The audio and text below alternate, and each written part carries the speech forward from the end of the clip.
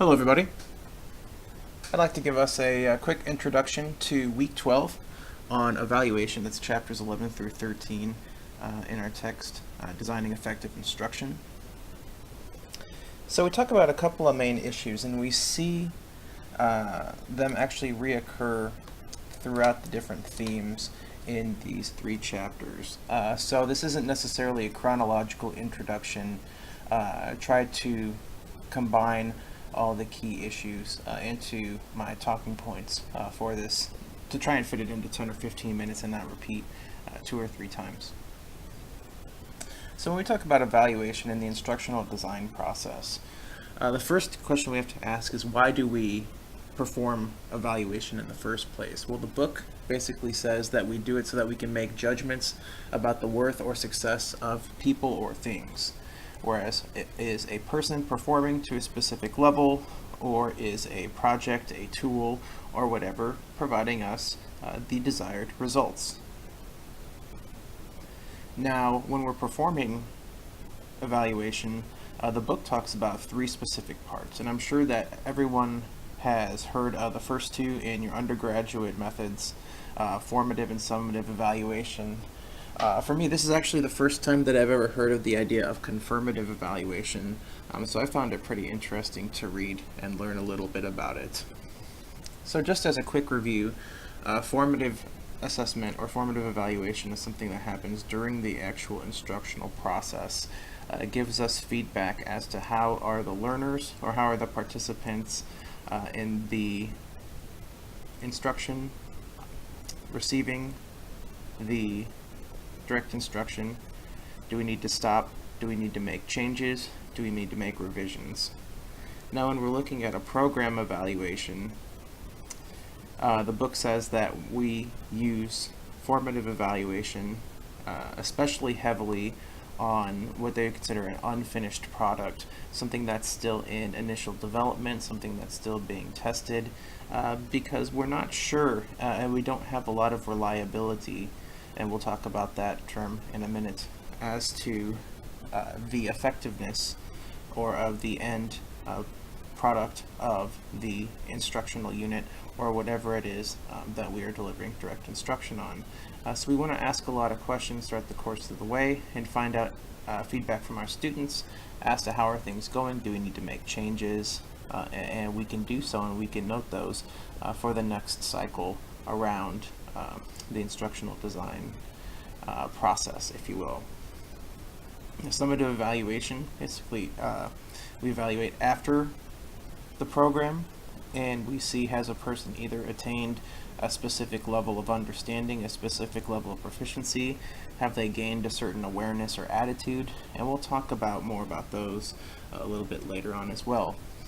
What I found most unique to this reading is the idea of confirmative learning, the idea that evaluation needs to happen on a longitudinal basis, and that needs may change. The example that the book gives was it was some sort of computer-based system for payments, like payments or accounts receivable or something like that. And the training was good for the period of time, but what the people realized is that there were problems that started to emerge later on, and the reasoning was that there was a new medium, I think it was PayPal, that emerged that created a new set of needs and a subsequent need for modification to the training process, so that we can meet the emerging needs of the people that are taking the training, so that they're most fully prepared to interact and engage with the most modern technology, and that's going to help them do their job as best as they can, and that's going to help their organization run as smoothly as possible.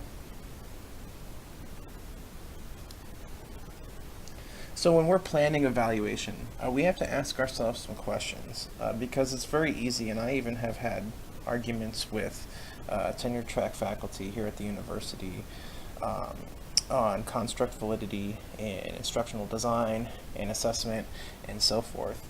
So these are questions that every person from novice to master really should be asking themselves every time they sit down to plan a instructional unit. So what is the instructional objective to be evaluated? What is the purpose of the what is the purpose of the learning experience? In what instance do we use each type of evaluation? Now, there's plenty of ways to use things both correctly and incorrectly. And I'm not just talking about using formative assessment and then not taking that feedback and using that to change the instruction, or make changes or modifications to the instructional unit. Yes, that is an example of how you could do that, but it's more so using tools outside of their intended purposes, and we'll talk about more of that in a couple slides.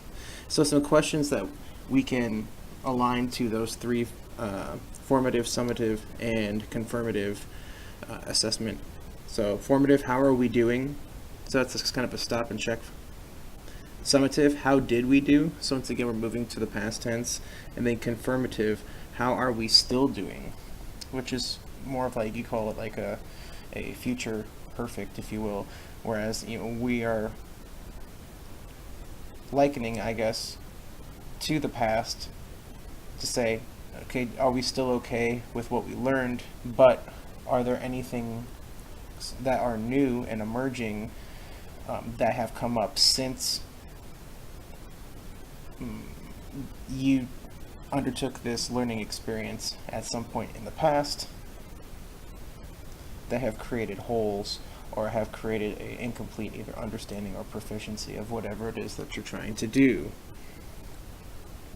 So, like I said, there's different questions for different purposes, and each of the different types of evaluation have unique purposes. Now, this is especially true for anyone in my world of special education, where we use assessment and evaluation in terms of measuring specific IEP goals, or you could somewhat interchange those with the idea of objectives, because operationally they're somewhat the same, that we want students to be able to do, learn, or develop a certain set of skills in a certain set of time, and we do progress monitoring in order to see how they're going along with that. But there are some pitfalls. Are we assessing what we need to? Once again, if we are trying to do and I think the book gave this example, if we're trying to do a task-based proficiency related evaluation, maybe a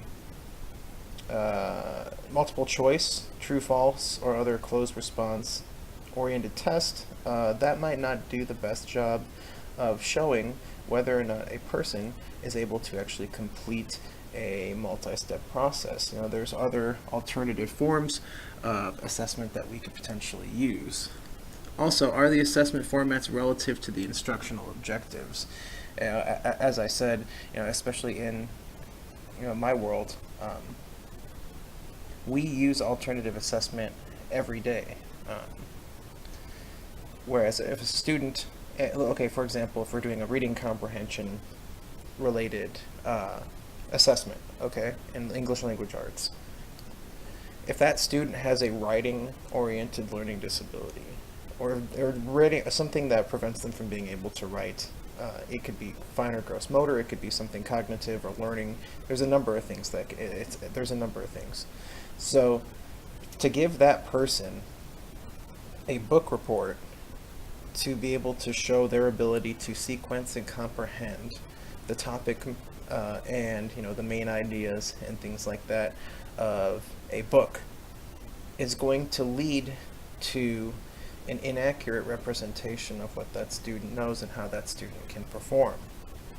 Now, conversely, if we allow them to provide an alternative assessment in the form of, something simple like an oral report to something more creative, like it could be an artistic representation, it could be some sort of digital product, it could be any of a number of things. Is that the question that I ask, and I've asked many teachers this when they come to me very frustrated because the kids aren't doing very well in their class.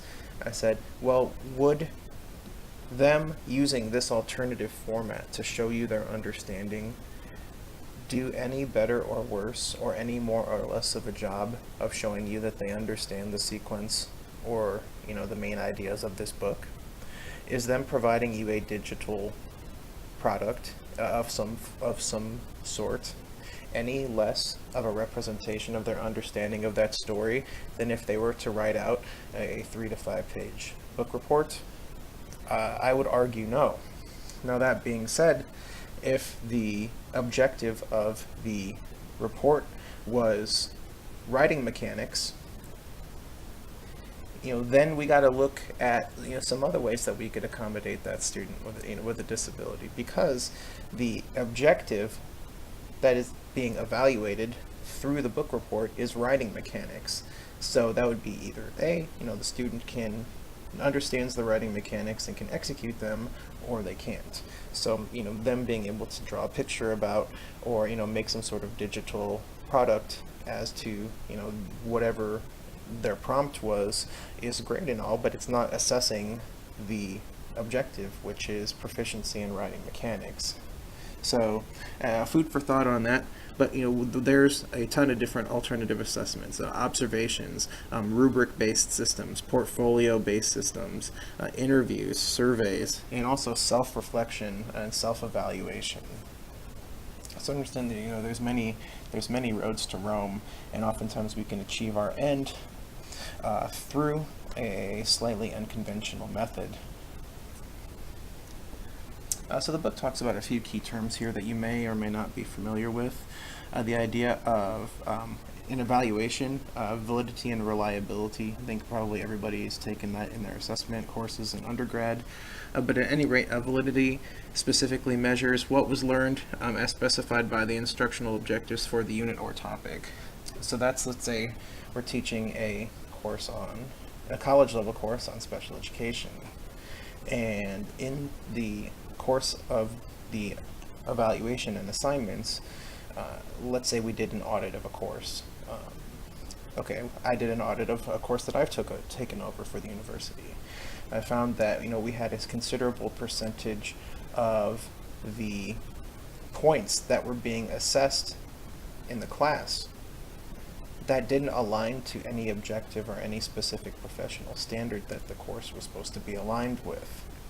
So that would be a construct validity issue, whereas we're giving points and we're testing on things that we didn't teach and per the objectives. And for a K-12 teacher, it'd be the Indiana standards. For a professional teacher, it'd be NCATE, or for us, CEC standards, or whatever sorts of or whatever the administration body. It could be American Bar Association for law school, and it can be any of a number of things. If it's not aligned with the standards and the objectives, we shouldn't be assessing it. We shouldn't be providing points for it.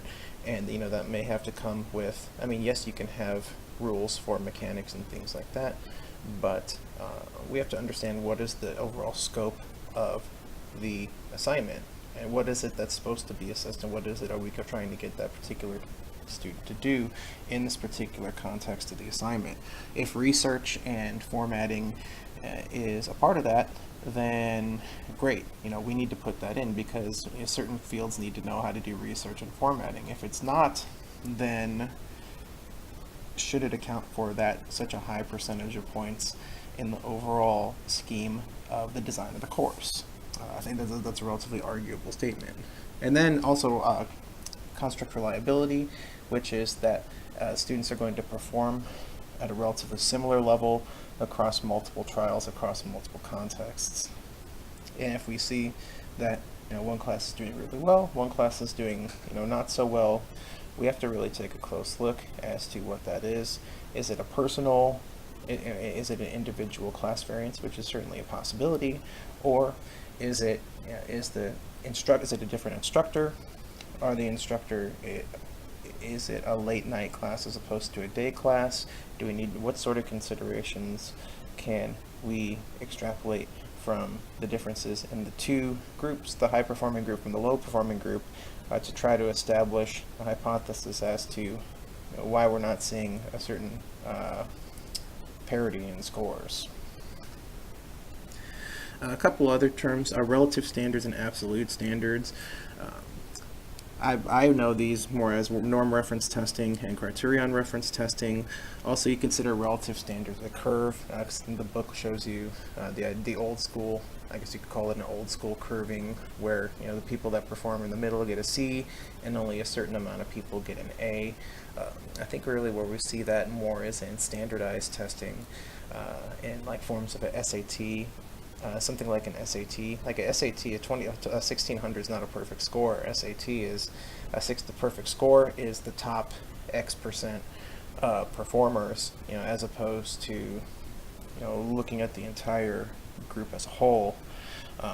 Whereas we live a lot more in the realm of absolute standards, where we want students to meet a certain level of professional. We want them to meet the state standards in K-12. In higher ed, we want them to meet the professional governing and accrediting body standards. And if they do, then that's great. We don't really give any concern to the relative performance. There's great, and then there's greater than great, or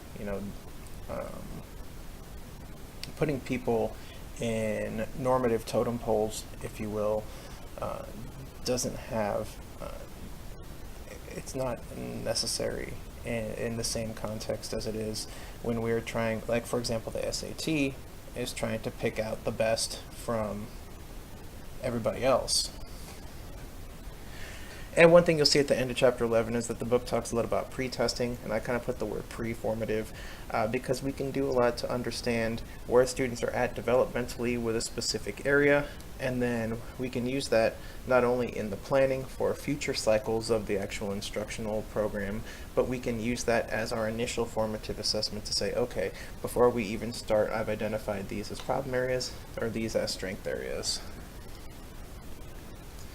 So like I said, what are we testing? Are we testing a student's knowledge? Are we testing a student's ability? Or are we testing a student's attitude?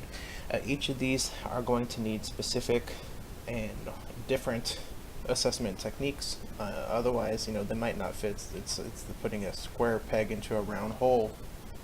You wouldn't want to give a multiple choice test to have a student, let's say like I would, if a student is trying to perform a process that is an active process, yes, you can test them theoretically, what is step 1, what is step 2, etc. But at a certain level, we would want to actually see them, in a practicum kind of a setting, we want to see them actually perform the process. So it's that deeper level of not just knowing what the process is, but watching their ability to perform it. So for some things, observation may be better, and for some things, testing, constructed response, closed response, more formalized paper and pencil assessment may be necessary. And then we also have things of like attitudes, rubrics, scales, surveys, and so on.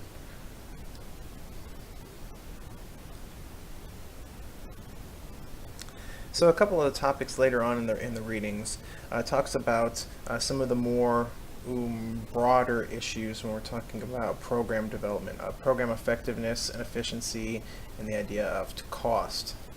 So program effectiveness basically says, did the students accomplish the learning objectives prescribed for the unit of the course? So are the students basically getting what they need out of what it is that you were trying to do? So I took this figure from the book because I thought it was very telling. So you can see that we have the specific objectives, and depending on the weight of the specific objectives and the importance that the instructional designer places on them, we should align. Ideally, you should assess an equal percentage of instructional minutes that you,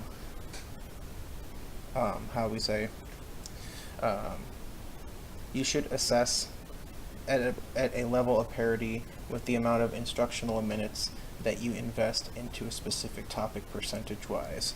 Whereas if you have, like in this example, looks like we have 5 objectives and we have 12, test questions, and you can see that objective A and objective C have more questions than B and D and E.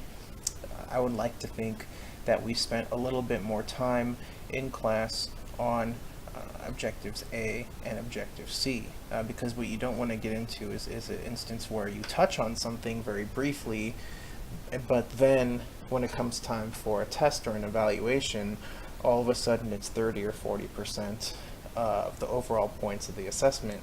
So something that you have spent 5% of your time on in class ultimately turns out to be 40% of your overall assessment score. And that could be that's a construct validity issue, going back to what we just looked at.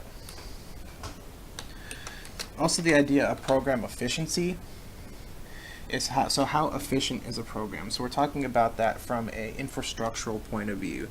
For example, a unit time investment for students. Are they able to get through things in X amount of time? Or if it's X plus 50%, the X plus 50% is a much less effective way of delivering instruction than X by itself, provided that the results are the same at the end.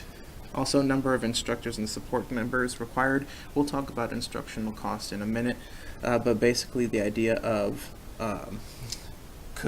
if we are spending X amount of dollars on providing a service, and we could potentially be spending X minus 25% cost on a specific, which one is more cost effective. In that particular example, X minus 25% is more effective than X from a cost standpoint. And then the use of facilities assigned to the program, because a place only has so many buildings, so much technology, and also resources is. We can also talk about like human resources as well. That we only have so many man hours in, designer man hours, trainer man hours, and things like that. And so if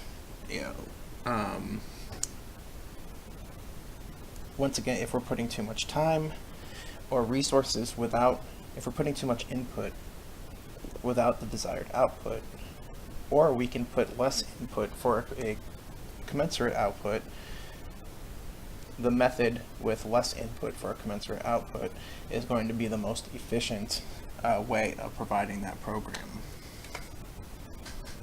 Some more things on the program costs. So, all things do take resources. This is something that's probably a little bit more stressed on in the private sector because it's more of a bottom line oriented structure than public services in general. Yes, public services do operate under budgets, but there's countless political commentators that talk about the bureaucracy of public institutions in the first place, and the more opportunity for mismanagement, and as far as the private sector being more accountable to stakeholders, stockholders, in general, it's seeing balance sheets, having balance sheets affecting stock prices and things like that. It's taken much more seriously in the private sector at any rate. So, specific costs of instructional programs. The human resource cost of planning time. You have to pay an instructional designer to make the course. Every hour that they spend is money that you have to pay. The supplies it could be, and so whatever things that you need to actually use in the class, that costs money. The facilities cost money to build. They cost money to keep the lights on. That's under overhead. Any support staff, we have to pay them by the hour. That's important. Any specific equipment, computers, robotics, whatever it is that they're trying to use, all that costs money. Also, in the design process, no matter what model they use, we have design, course auditing, course redesign, so on and so forth. Certification auditing. There's a bunch of bureaucratic process that goes along with that, which takes more designer time. More time, time equals money. And also the training process, getting employees, let's say tier 2, or how we say tier 2 trainers trained on how to provide the specific instructional or certain specific course trainers to get them up to speed. That costs time, first of all, to hire the trainers, and then to actually have them perform and do the sessions. So ultimately that leads to our instructional cost index, where it's you take up all the costs of everything and then you divide it by the number of students, and then that's basically your cost per student. And your net cost per student, as far as efficiency, you want that to be as low as possible, because spending less money for something is going to be inherently more efficient than spending more money for something. So I tried not to go on for too long, but there's quite a bit to unpack in these 3 chapters. So I have a few questions just to start our discussion off for the week. The first is, how have you experienced implementing evaluation into your instructional design process as a teacher?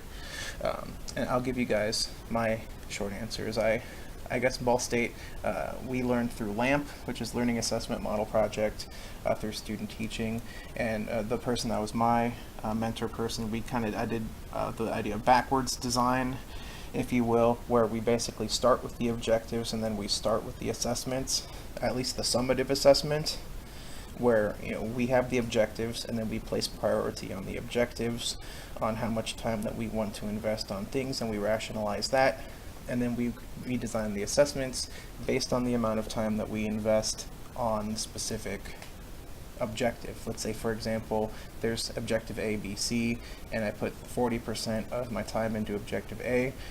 Objective A ideally should count for about 40% of the assessment, the relative value of whatever the assessment is. Otherwise, we need to realign the amount of points that we give to that in the test, or the amount of instructional minutes that we give to it in the unit. And we need to look at it through that way. Next, I'm interested for you guys to share an example of construct validity in instructional design, an evaluation that you've observed in your guys' teaching experience. What was the intended objective, and how did it ultimately manifest in the evaluation? So, like I said, back to my example of a course that I took over here, whereas, have you ever taught, I teach a class on inclusion for students with disabilities. It's for LED, but it's technically special ed class. And the types of assignments, there's a considerable amount of points that were being awarded via assessment that were not aligned to any instructional objective or professional standard, be it NCATE, CEC, or otherwise. So, under the idea of construct validity, we took a look at that, and I tried to realign that more with, I tried to align the points, learning in points out at more of a level of parity, and also throw out some things that were, unnecessarily added in.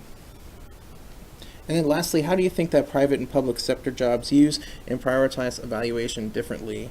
What are the differing incentives?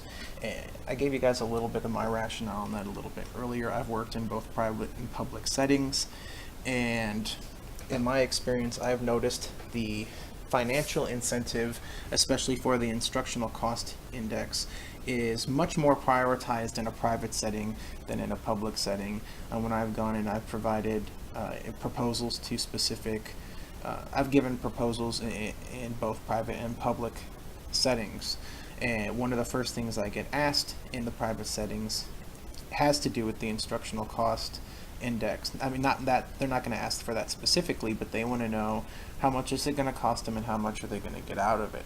They want to see that it's going to be net profitable for their organization. Otherwise, when they go to their board meeting and they have to talk to their stakeholders, they don't want to say, yeah, I just blew $75K on this thing and we didn't get anything out of it. That's just a bad decision that makes them look bad. They don't want to do that. It's much easier, at least from my personal experiences, for less efficient utilization of resources to be kind of swept under a rug, especially in such large institutions.